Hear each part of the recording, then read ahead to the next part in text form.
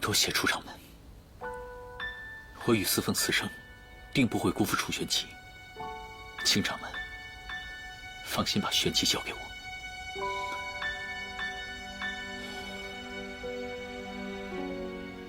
你这臭小子，不会是现在向我提亲吧？啊！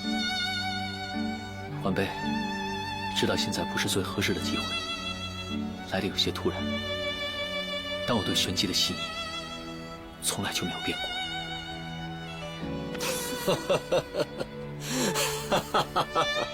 你这臭丫头，女大不中留，对不对？不过我们修仙弟子行走江湖，不必拘于小节。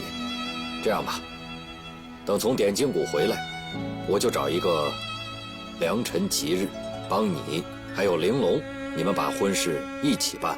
从今以后，我就再也不用为你们两个臭丫头操心了。爹，怎么那么快就提办婚事的事情？怎么着？你还嫌快了是不是？不，那好吧，那我就再找机会，我再刁难刁难他，怎么样？不，楚掌门，晚辈求之不得呢。好，玄机啊，跟你娘好好说说话。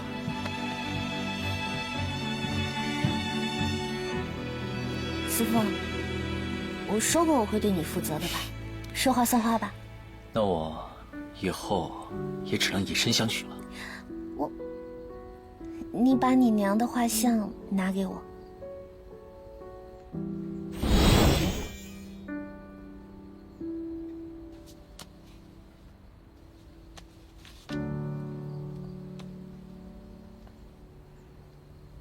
四凤，我记得你以前说过，你不知道你娘的灵位在哪儿，所以想祭拜，却不知如何祭拜。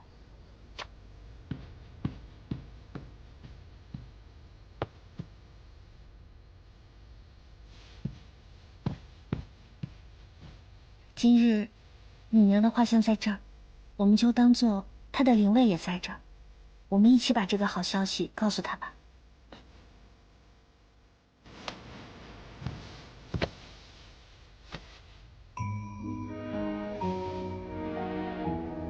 两位娘亲，今日我和四凤有了终身之约，你们在天之灵也一定很开心吧？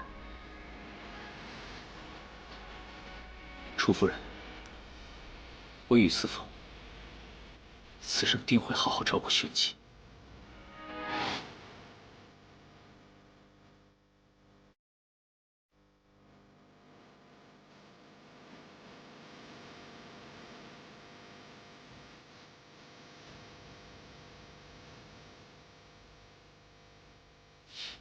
你笑什么？我笑，我们便这样一起300了高堂。如今，你已经是我未过门的妻子了。这可不算。你刚刚在我娘面前磕了头，这叫不算。我娘可都看着呢。那既然拜过了堂，聘礼呢？你骗了我的簪子还不认账，还想问我要聘礼啊？二位娘亲，你们可得为我做主啊！啊！哎，你乱说！这个簪子是你娘给我的，又不是你给我的。好，等我从点睛谷回来之后呢，我就给你一个盛大的婚宴，无论你想吃什么，我都一辈子做给你吃，这样够不够？那还差不多。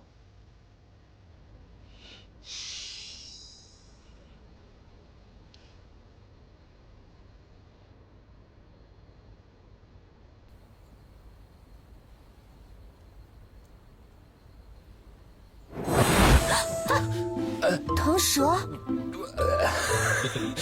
你俩在这拜堂呢，打扰了哈。你干嘛在这儿偷吃我娘的贡品啊？那谁叫你们两个卿卿我我的也不管我饭？你看这赵小娘这么凶，小厨子，要我说，要不你再考虑考虑啊？你说什么呢你？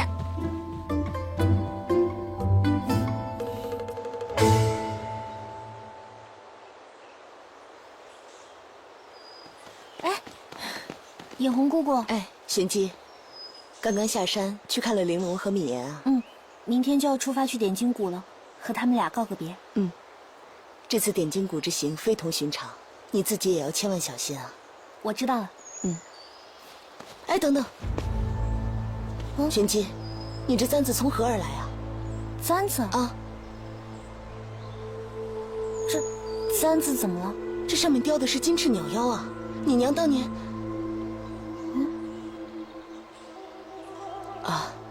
你不记得也罢，只是这金翅鸟妖生性凶残，作恶多端，你爹爹最是恨极了他们。快把这簪子拿下来吧。哦。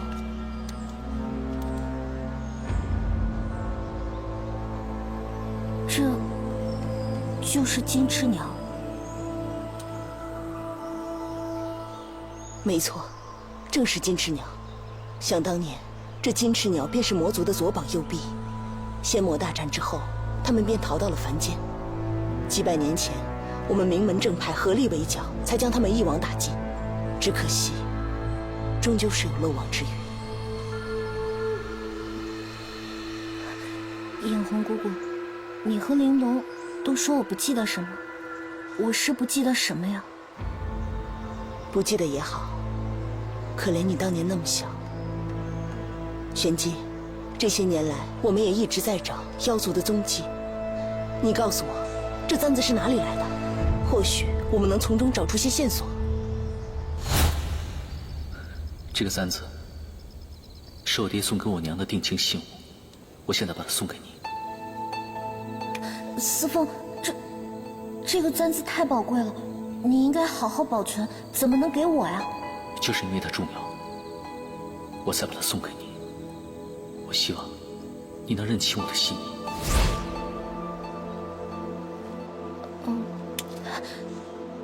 这簪子是我在青木镇的时候自己买的。不管怎么样，以后这簪子你切莫戴了，免得你爹爹看了伤心。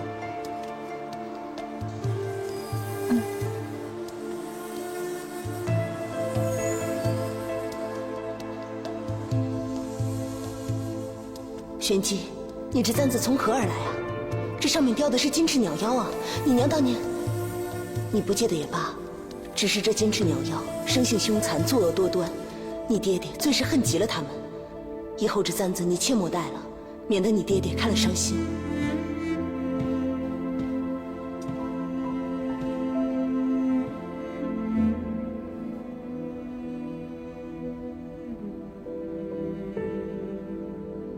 玄机，司凤，司凤，你刚刚想什么呢？这么出神？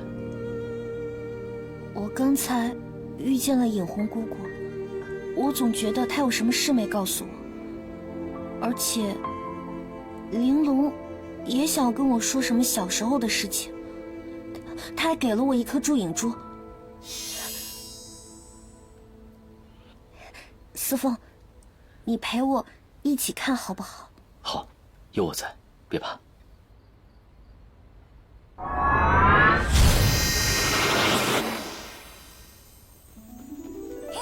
你快点儿！快点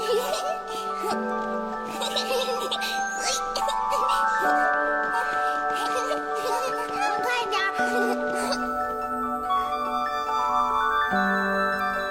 玄机，你看到远处的山了吗？嗯，记住啊，山是绿色的。知道了。你看那朵花，花儿是白颜色的。知道了。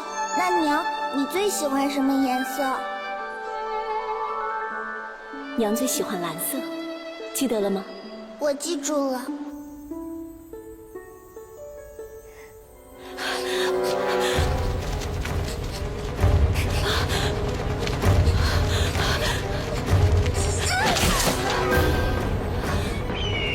金翅鸟，玄机，娘，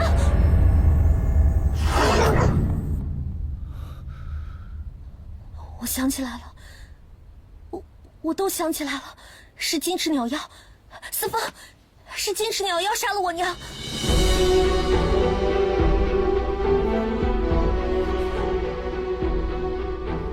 玄机，这当中或许有什么误会呢？怎么会有误会呢？我现在想起来了，5岁那年，我是亲眼看见我娘被金翅鸟妖所杀。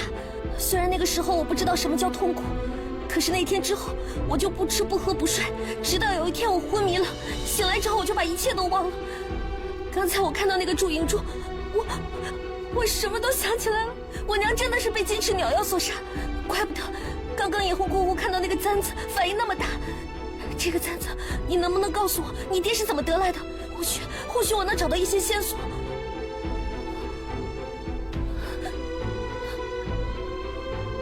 玄机，我只知道这簪子是我娘留给我的，可是世上所有的金翅鸟也并不都是坏的。也许吧，可是金翅鸟妖杀了我娘，这是不争的事实。这次去点金谷，我一定要抓到天虚堂的药，问一问金翅鸟妖的下落，究其祸首，我一定要为我娘报仇。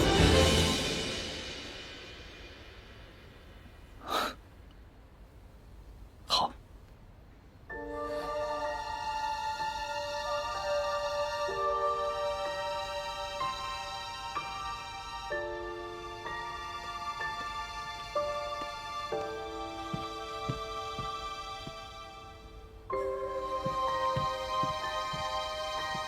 主人，刚刚楚玄机说的那些话，你都听到了吧？这件事尚不明确，小樱花，你立刻去帮我查清楚。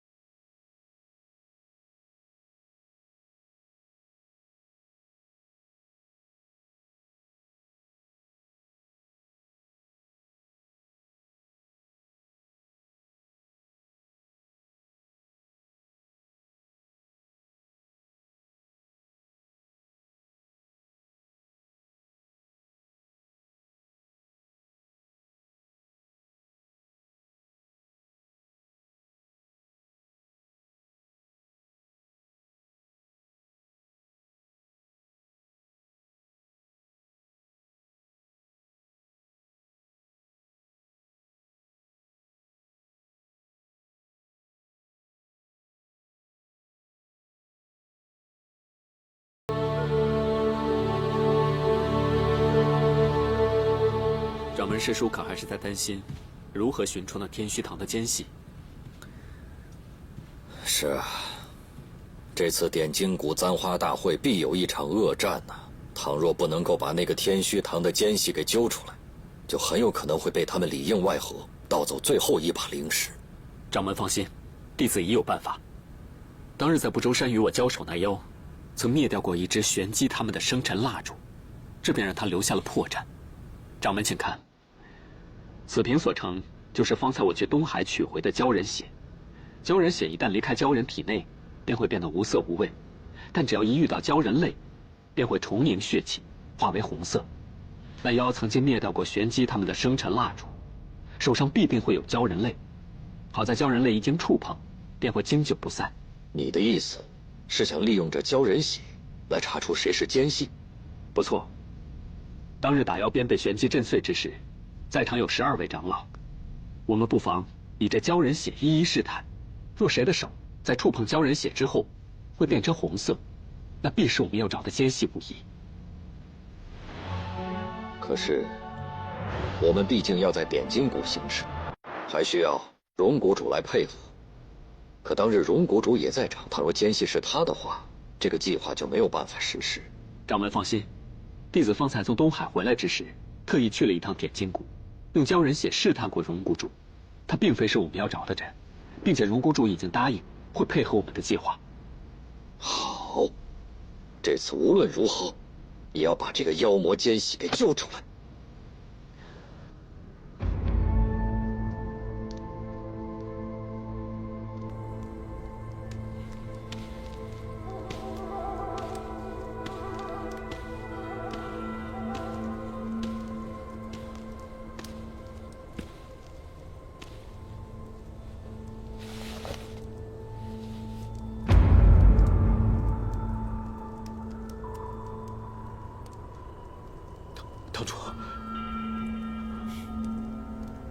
我说过你是我捡回来的一条狗，记得吗？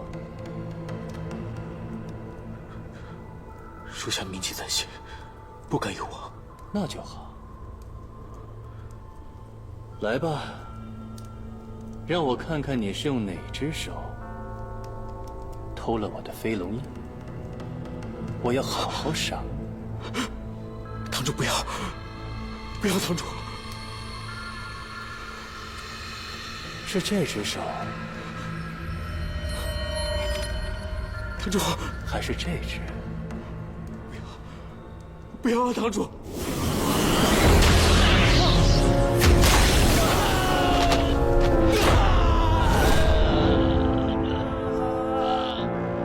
你这个不知好歹的东西！你这条手臂是我用逆脉罗烟扭下来的，不会自愈。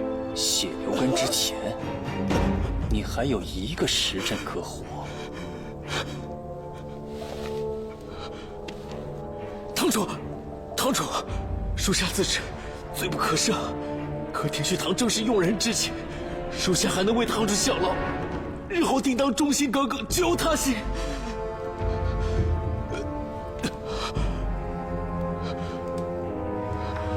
一条咬过主人的狗，对我还有什么用处？堂主，堂主不是要对点金谷有所计划吗？点金谷以奇门遁甲闻名，谷内更是机关重重，若是不了解地形的话，恐怕会遭受重创。莫非你有法子破那些机关？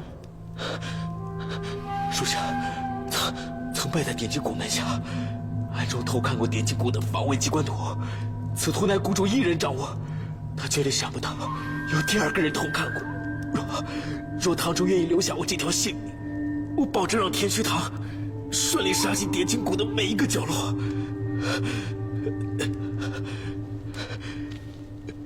堂主，属下已经做过1次，绝不敢再做第2次了，求堂主给1次机会。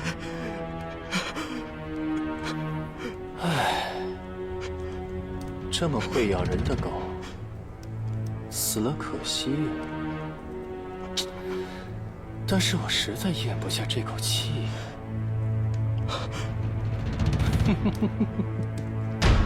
这样吧，你要是能自救，我就再给你1次机会。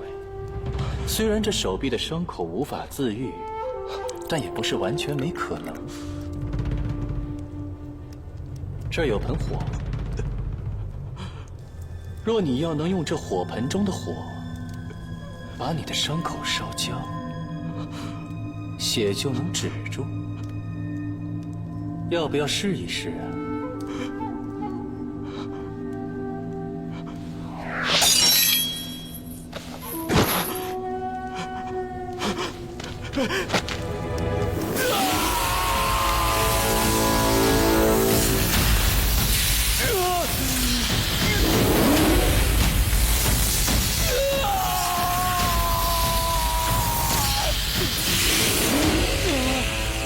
你这种对别人狠，对自己更狠的精神，我很是欣赏。那我就再给你1次机会。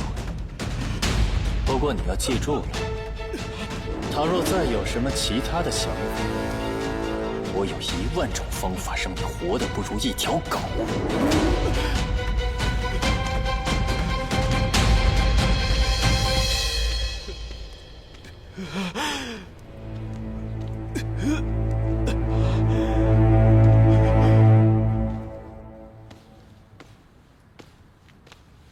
副公主，什么事儿啊？公主命弟子打探的点金谷3000年一生的石髓，最近终于找着了。弟子本应禀告公主，但一直寻不见公主的身影。公主不见了。行，我知道了，你下去吧。是。疯疯癫癫，除了在那儿，还能在哪儿？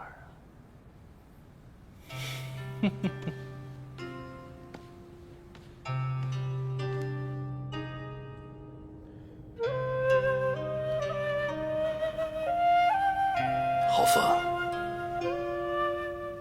你躺了这么多年，该醒了，春天来了。我在离泽宫里栽了许多桃花，等你醒来看到熟悉的画面，你一定会很高兴的。师哥，你对着一具尸体说了20几年的话，有意思吗？谁让你进来的？你说外面那些弟子要是知道堂堂离泽宫的公主在内殿藏了一具女人的尸首，他们会怎么想？住口！滚出去！师哥别生气嘛，我来告诉你一个好消息，点睛谷的石髓长成了。石髓真的长成了？只要在这次簪花大会把石髓弄到手，你的浩凤就可以复活了，她再也不是一具冰冷的尸体了。浩凤，你听到了吗？我等了这么多年，终于等到了。等我杀光那些逼死你的，修仙正派，拿到石髓，我们就可以团聚了。浩凤，你再耐心等我几天。啊！我一定会助师兄一臂之力的。助我？别把话说得那么冠冕堂皇。你不要以为我不知道你在背地里干的那些勾当，你只不过想利用我拿到灵石罢了。我说的没错吧？打开天窗说亮话也好。这次点睛谷簪花大会我们合作，你拿你的石髓，我夺我的灵石，一举两得。我不知道你到底想搞什么名堂，但我只想救活我的浩凤，其他的你掂量掂量。哼，师兄，我们可是同一条船上的人，迫不及待想要到簪花大会了。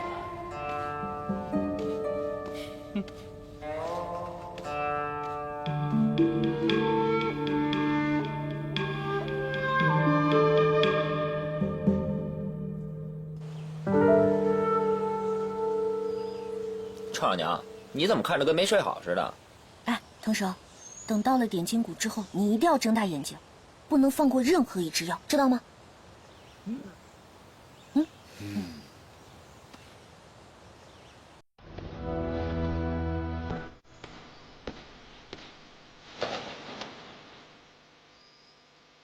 掌门，弟子们已经集结完毕，可以出发了。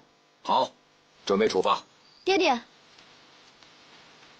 师父，虽然我和玲珑已经不是上阳弟子，但如今大敌当前，正是用人之际。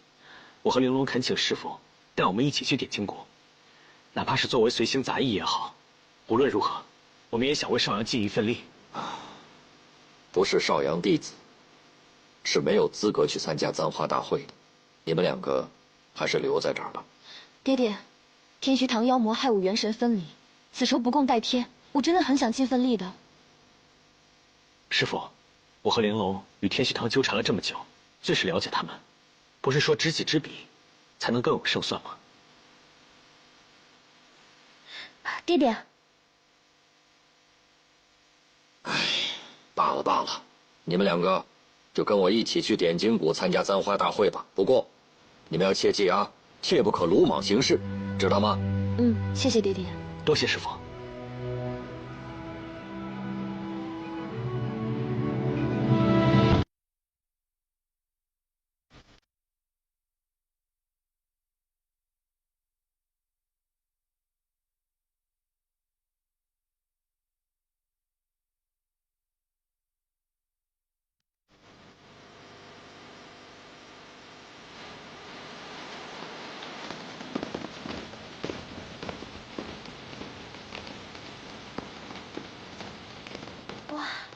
师傅，你看，点睛谷真好看。什么破玩意儿！天界上随便一个门都比这好看多了。天气那么好，你还下来干嘛？哎，我告诉你啊，被人赶出来和自己偷偷溜出来不是一样的。你是被人赶出来的，咱俩不是一个档次。我俩就是不一样，我是主人，你是灵兽，我俩就不是一个档次。你呀！失礼失礼。荣谷主说的哪里的话，客气了客气了。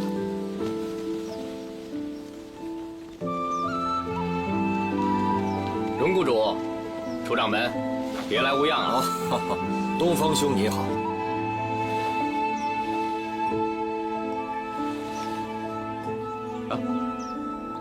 玲珑姑娘恢复如常，那真是太好了。谢谢东方伯伯。老头儿，你说完没有啊？吃不吃饭啊？你怎么话那么多？那就请诸位谷内一叙，在下备了些薄酒，为诸位接风洗尘。荣谷主，楚某有一事想要跟你借一步说话。哦，二位长老帮忙招待一下。好，是。这边请。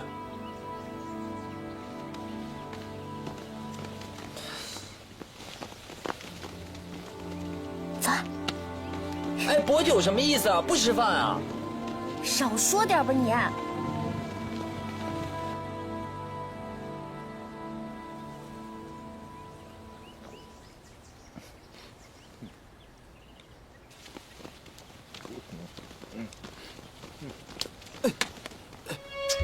你这个偷吃贼，偷到点金谷来了，赶紧滚下来！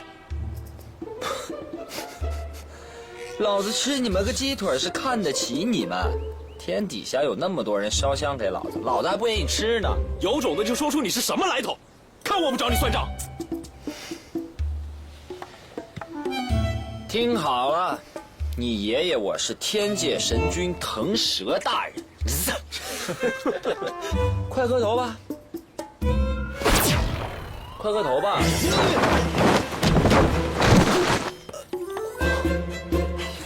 偷吃贼，给我揍他！对，是他，打死他！停！各位师兄弟，误会。这位呢也是来参加簪花大会的，但是他从小吧就这儿有问题，他只知道吃，所以对不住了，太可怜了。算了，别跟着傻子一般见识了。就是，走吧，走。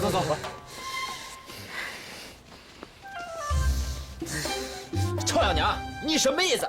你故意让我出丑是不是？老子一身神火纵横天地，你……哎呦！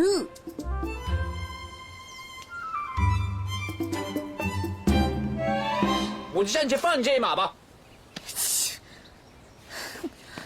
司凤，收灵兽这事儿能退货吗？离则公道。啊！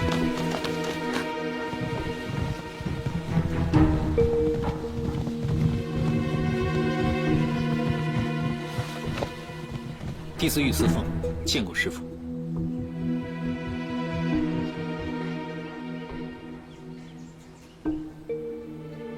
你在福玉岛不告而别，我以为你当腻了离泽公的弟子。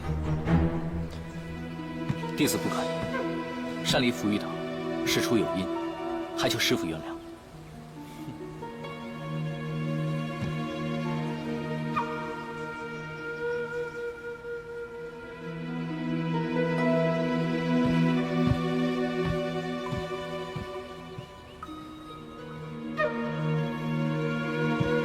羽少侠当初说走就走，现在说回就回，好威风。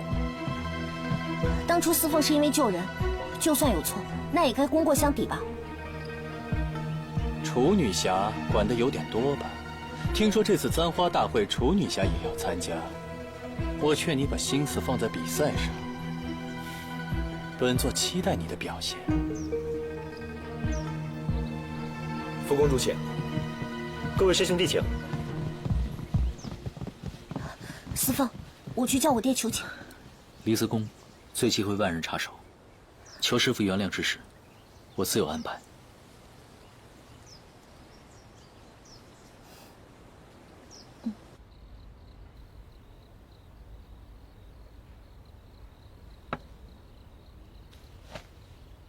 当初你不辞而别，现在又回来找为师。你是不是跟他们在一起待久了，认为自己跟他们是一样的？他们生性狡诈，从未善待我们一族，你与他们莫逆于心，为师担心，最后受伤的是你自己。师父，弟子结交的这几位朋友，与别人不同，他们从来没有害过弟子，还请师父放心。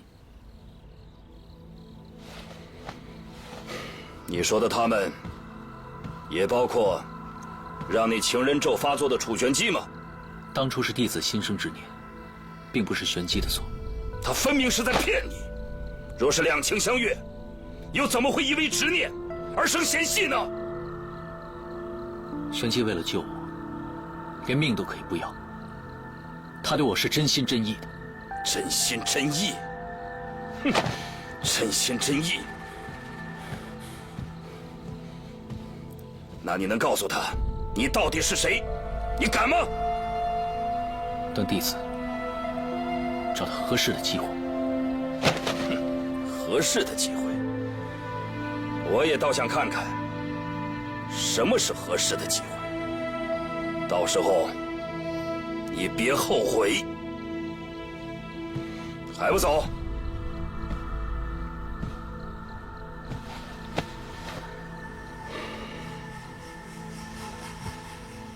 师父，我还有一件事情想要问你。10几年前，少阳派掌门夫人之死，是否与离泽宫有关？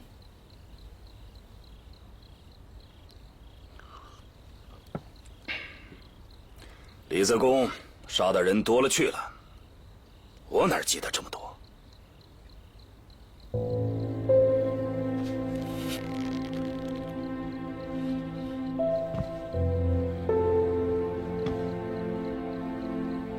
当真杀过人，为什么要这样？我们不杀他们，难不成让他们知道我们的身份来杀我们？司凤，你还是太年轻了，对他们并不是很了解。不然，你以为我们离泽宫为何要定下断情绝爱的规矩？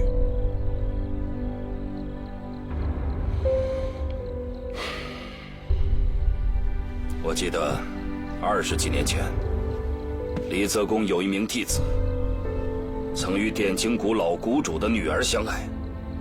他们原本可以幸福地生活在一起，他们还有一个孩子。可是这名弟子的身份无意间被发现了，那些仙门的弟子硬生生地抢走了老谷主的女儿，还逼他说出我们的秘密。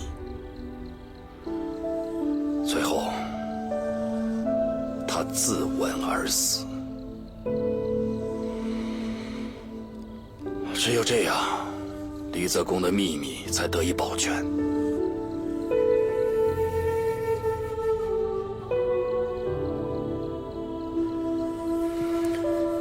你看，没有什么事是这些人做不出来的。无论是怎样的挚爱眷侣，一旦对立身份被发现，最终就不会有好的结果。司凤，听师父的一句劝，早点离开楚玄机，你就不会受到伤害。不，是我欠他的，我必须要给他一个交代，然后我会带着他离开。我们离泽宫隐瞒了这么久，从来就没有被任何人发现，我可以瞒他一辈子。当我们想瞒的时候，自然可以瞒住一切。可若我们不想瞒时，你认为我们还会在乎那些蝼蚁吗？哼！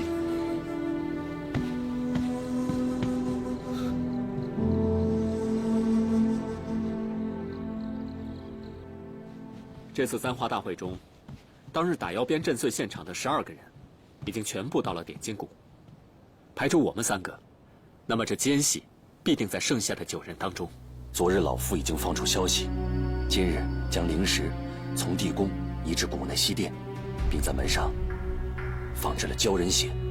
相信以灵石为饵，必定会引他前来。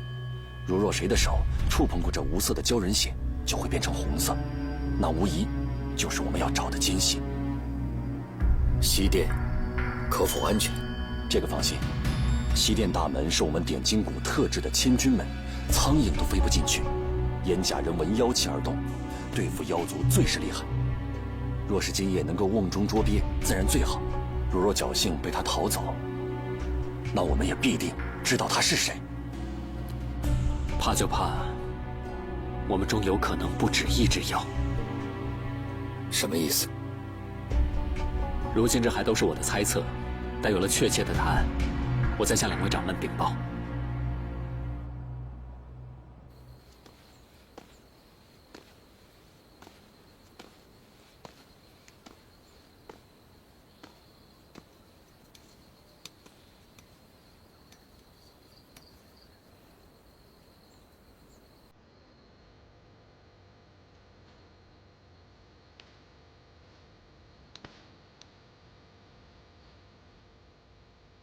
若是两情相悦，又怎么会因执念而生嫌隙呢？他分明是在骗你。玄机为了救我，连命都可以不要。他对我是真心真意的。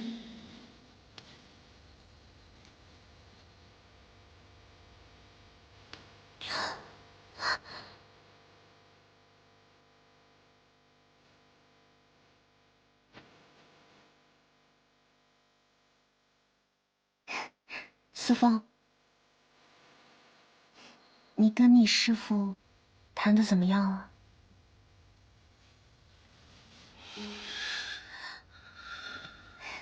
思风，这样会被人看到的。我不管，我不管发生什么事情，我都要和你在一起。好，我答应你，我哪儿都不去，就一直在这儿陪着你，好吗？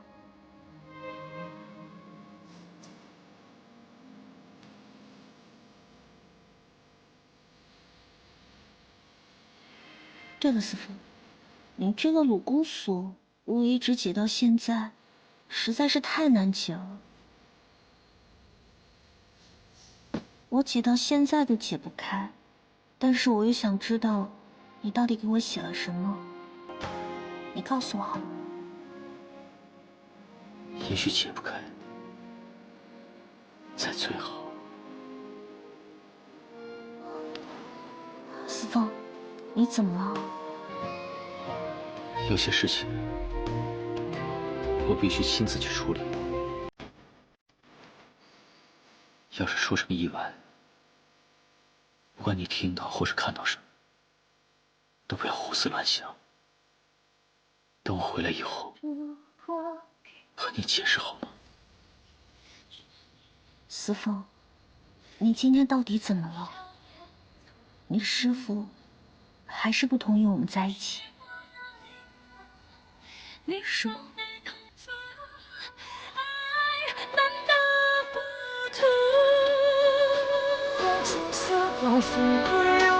我不得不容，我们的心魔都有多么相似，在自由的界限是难奔波，迈得让人我只是太怕失去你。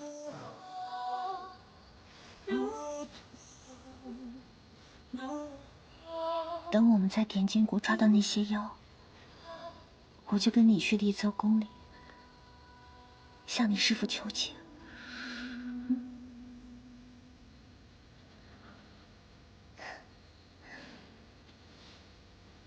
玄清，对不起，我一定会给你个交代。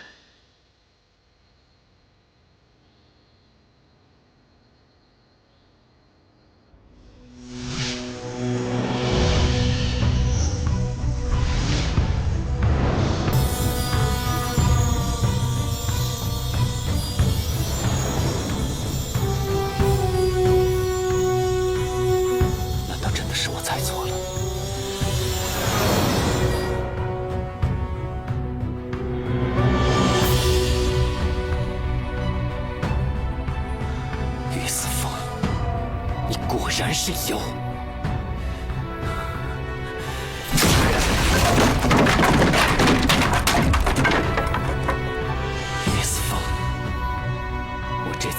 会再轻易放过你，我一定会让玄机亲眼看清你的真面目。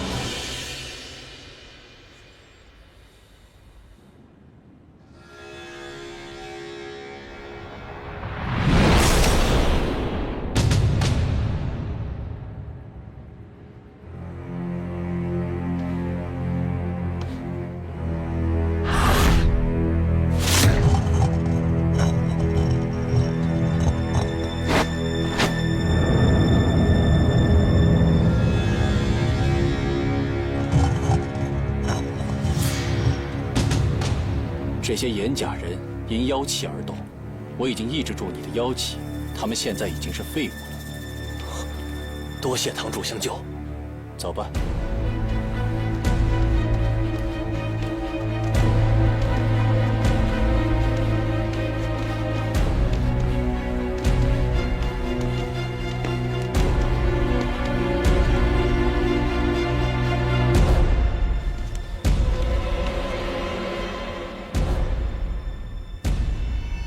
按巫童所说，我真气行阳极正转，你真气行阴极逆转，便可开启此门。我提前让你进入点金谷，为的就是现在。开始吧。是。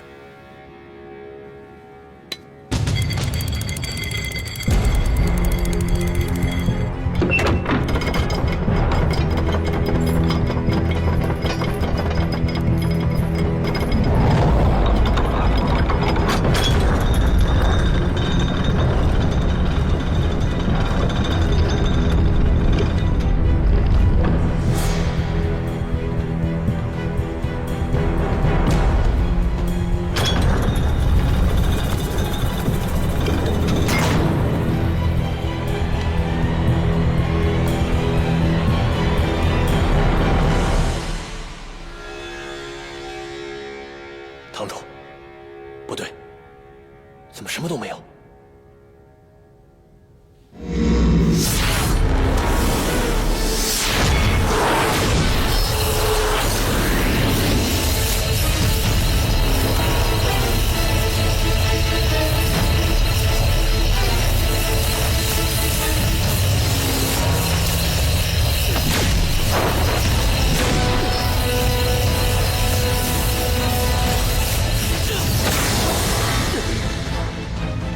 这是困妖阵，堂主你快走！天虚堂可以没有地狼，但是不能没有堂主你。今日地狼为堂主效忠，为妖族赴死，万死不辞。堂主你快走，快走啊！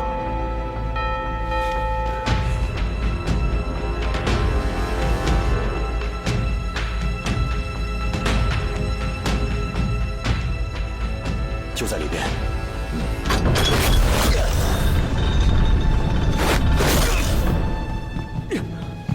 给我开！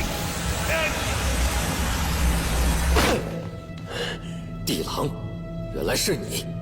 不是他，刚才一定还有另一个人。原来是你！东方青旗，我今天就杀了你，替青荣报仇！起来！他还不能死，我们还有很多话要问他。地狼，你应该清楚，你被困在这困妖阵中，想要逃脱是绝无可能的。你不如老老实实告诉我们，你的同党都有谁？好啊，我这就告诉你们，这天下间千千万万的妖都是我的同党。你刺伤你几日阎罗钉，看看你的嘴还能硬到几时？你们这帮人类啊，真是太天真了。我怎么可能给你这样的机会呢？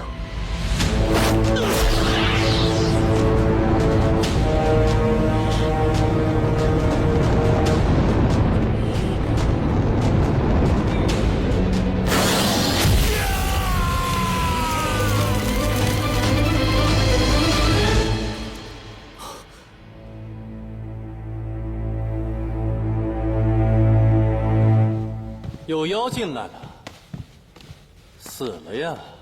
副公主，你们来迟了。不是说藏灵石的地方固若金汤吗？妖都能进来，这安全吗？灵石自然是藏在殿内最隐蔽的地方，点金谷的机关还没怕过谁。不过这妖能进来，妖邪诡异，定是用了什么妖法才打开了千军门，您可要多防范一些啊。那我就再借诸位一缕真气，把这困妖阵再加上一层威力。好，我等自甘效力。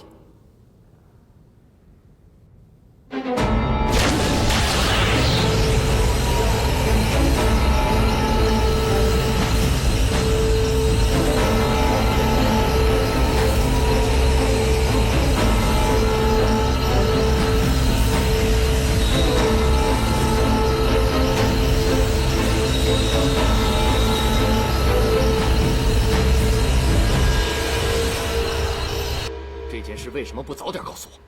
你们要瞒我到什么时候？岛主莫怪，此妖先前身份未明，我们必须谨慎，此事不容有失。现在大家都看清楚了，只有副公主的掌心泛红。真是没有想到，堂堂离泽宫的副公主，竟然是妖族的奸细。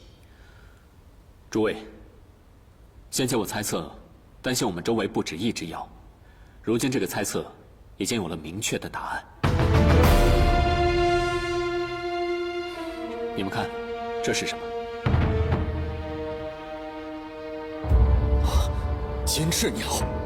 这是我将雨丝凤的发丝放到显妖法阵中所化。你是说，那雨丝凤也是妖？不错，先前在青木镇，他演了一出贼喊捉贼，遮掩了过去。但我心中仍旧有疑，这才用了法术暗中验证。果不其然。这些妖魔真是卑鄙无耻！我先前还当雨丝凤是玄机可以托付终身之人，好险！我差点将自己的女儿许配给杀害她娘亲的妖族。只怕这个雨丝凤从一开始就是有意接近玄机。从福玉岛开始，我就一直怀疑她有问题，直到今天，终于被我查明了真相。这一次，我绝不会让她轻易逃脱。那副公主是妖，雨丝凤也是妖，如此说来，这离泽宫当中，还不知道潜入了多少妖魔奸细。只怕楚掌门是怕这离泽宫不是潜入了什么奸细，而是这离泽宫根本就是一个妖窝。不错，不光是雨丝凤和副公主，还有那日拿着灵石无端失踪的若玉，只怕整个离泽宫都没那么简单。幸亏我们有所察觉，可以早点部署。管他离泽宫是妖，还是与妖魔勾结，我们都绝不能放过他们。为了以防万一，我们在这次簪花大会中要想办法不动声色地困住离泽宫，否则，一旦若他们都是妖的话，展露妖身，那便不好对付了。我谷中除了有对付妖魔的机关秘器，还有祖师爷传下来的锁妖阵法，只不过此阵法必须要到正午时分，汇集足够的阳气方可施展，所以我们必须要设法拖到午时才行。好，既然如此，我三派就马上召集得力弟子，明日午时，我们全力捉拿离泽宫的妖魔。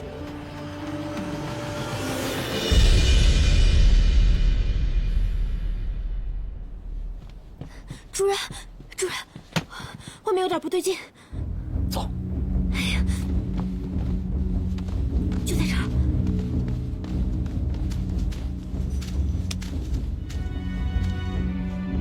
都听好了，明日随身兵刃要藏在衣内，绝不可走漏风声。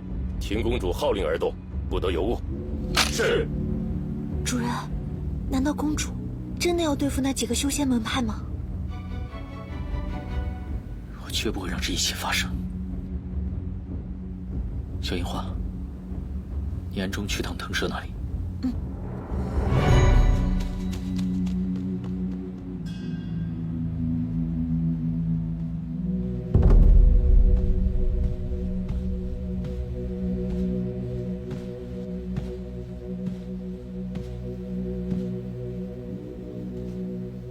师傅，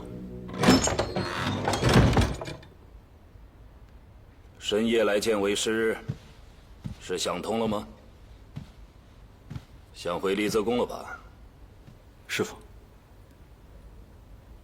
外面的弟子都严阵以待，离泽宫究竟要做什么？做什么？离泽宫忍了这么多年，忍够了，是时候该做一个了当了。师父，难道你真的要对付几大门派？可这几百年来，我们一直讲信修睦，不是也挺好的吗？讲信修睦，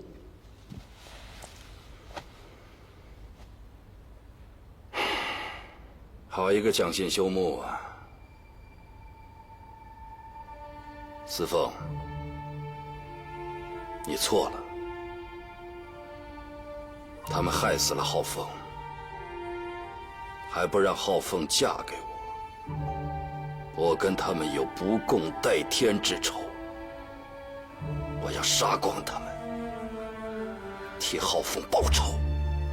师父，浩凤到底是谁啊？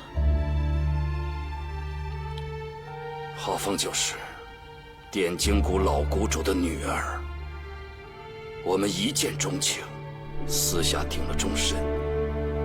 可他那个老不死的父亲和仙门的长老们死活不肯同意我们在一起。原来和老谷主女儿相恋的那个人是师父您。没错，当初那些仙门弟子让浩凤说出我的身份，他们活活地逼死了他。这些年，我一直寻找机会让浩凤复活。皇天不负有心人，终于让我等到了机会。今日，我要杀光那些正派，拿到点睛谷的千年石髓。哼，这样就可以救活我的浩凤了。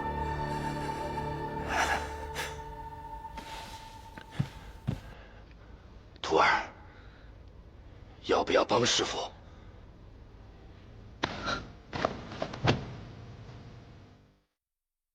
师父，师娘的确死得很惨，可师父已经有救她的办法。若师娘复活，看到了自己的同门被屠，她一定不会开心的。徒儿愿替师父去救点睛谷的千年石髓。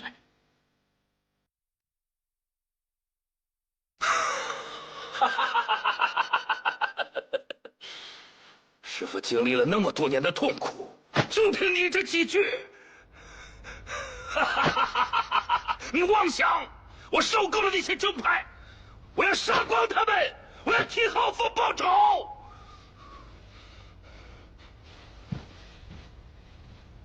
师父，弟子绝不能让离泽宫大开杀戒。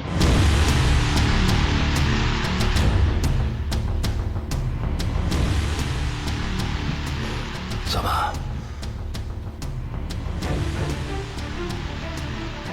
你的修为是我教的，你以为你拦得住我吗？是我大意了，竟遭了这些凡人的算计。地牢你忠心护主，这笔账我定会替你向他们讨回来。他日待我完成大业，唤醒魔煞星，定记你头功。启禀副公主，公主弟子来请你过去，有要事交代。这么晚叫我过去，莫非又是那些疯疯癫癫的事儿？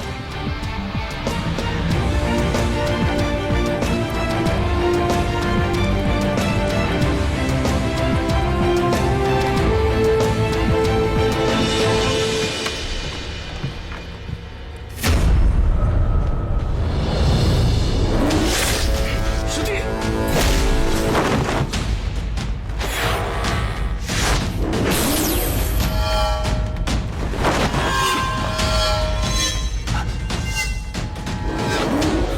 司凤，你好大的胆子！孽徒，这我不备之计，拿走禁语令，可真是反了。师父，恕弟子不孝。弟子无论如何都要阻止这一切发生。弟子斗胆借师父的金羽令一用。师父，师父，师父！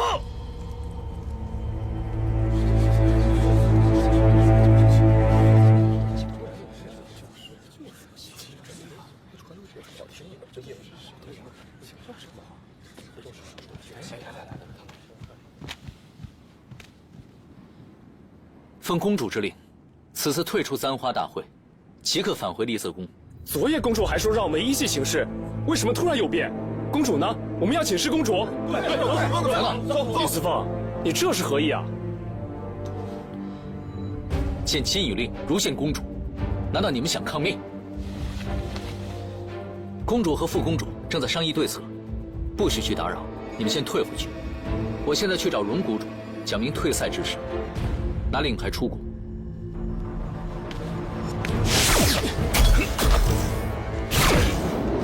这就是你养的好徒弟，困住我们自己都出不去了，还不把你影子里的东西放出来！你给我闭嘴！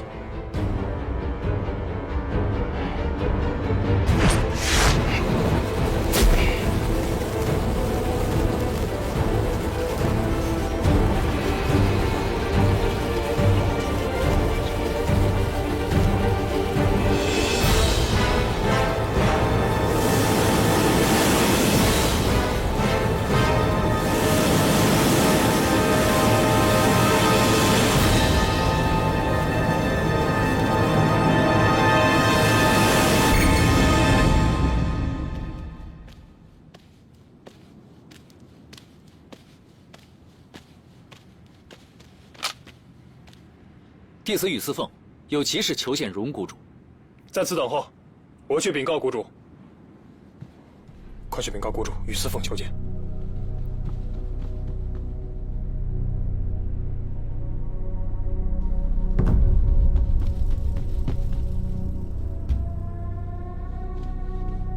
谷主请宇少侠入西院相谈。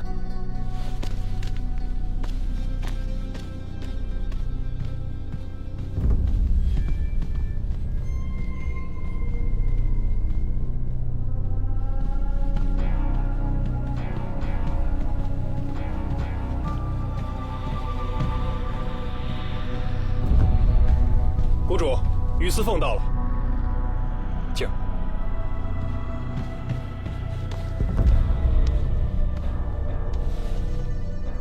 荣谷主，离泽宫突遇急事，晚辈奉家师之命，退出此次簪花大会。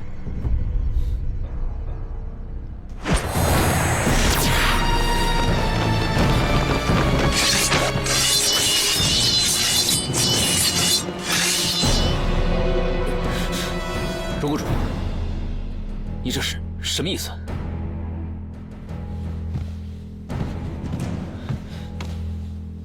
浩辰师兄，你这是什么意思？妖孽！你还有脸来问我们？荣谷主，不如这里先交给我，你且先去处理更重要的事情。也好，不要轻易放过这妖。走了。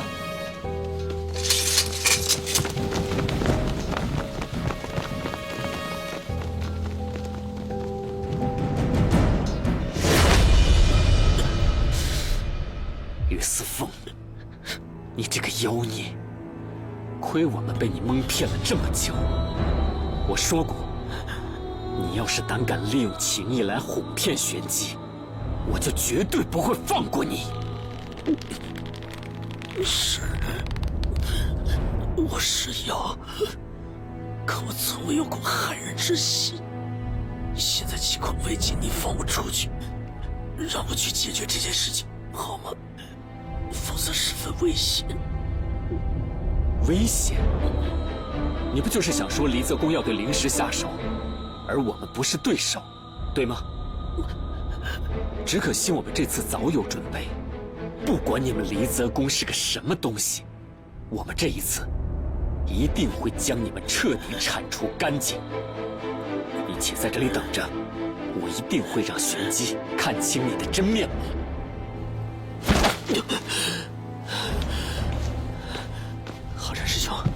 浩山师兄，浩山师兄，浩山师兄！玄机，我原本并不想让你的战神之力在人间复苏，只想渡你此生重新修道飞升，做一个自在小仙。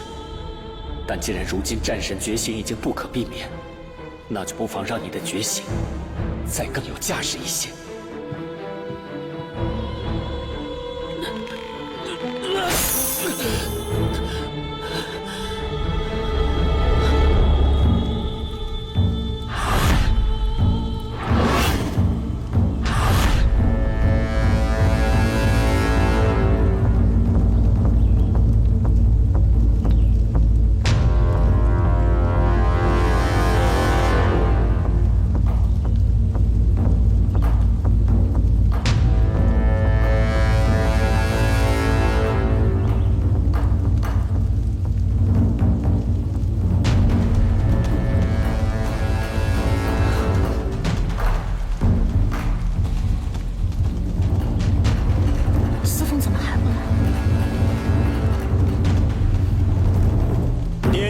簪花大会第1场，邵阳派楚玄机对黎泽公浩凤。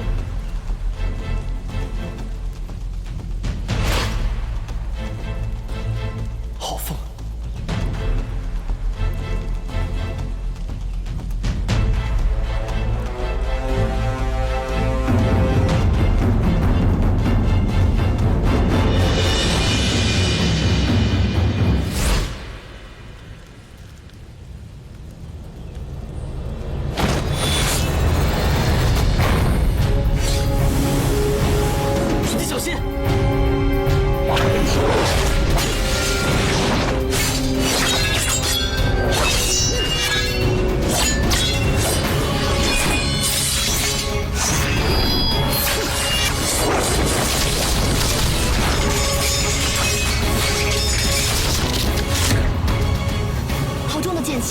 这样的剑气，长老也发不出来。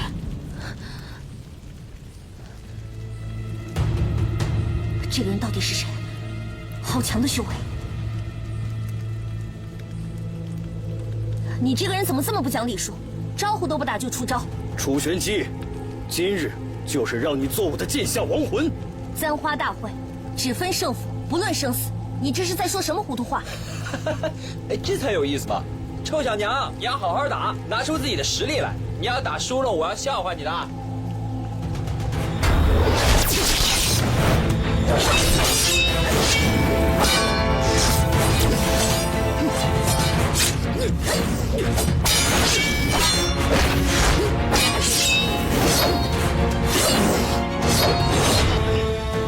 小丫头，很爱赌是吗？